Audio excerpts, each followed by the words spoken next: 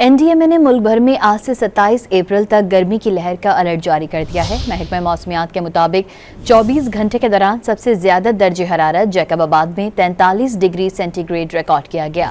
कराची आज भी heat wave की लपेट में रहेगा।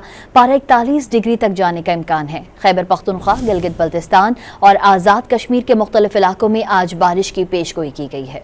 एनडीएमए ने मुल्क भर में आज से 27 अप्रैल तक गर्मी की लहर का अलर्ट जारी कर दिया है। महकमा मौसमियात के मुताबिक 24 घंटे के दौरान सबसे ज्यादा दर्जे हरारत जैकबाबाद में 43 डिग्री सेंटीग्रेड रिकॉर्ड किया गया।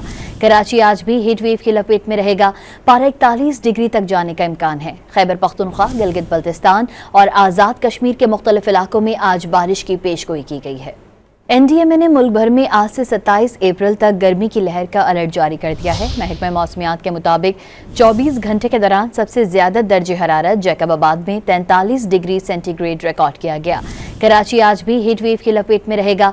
पारा 41 डिग्री तक जाने का इम्कान है। खैबर पख्तूनख्वा, गिलगित बल्तिस्तान और आज़ाद कश्मीर के मुख्तलिफ इलाकों में आज बारिश की पेशगोई की गई है।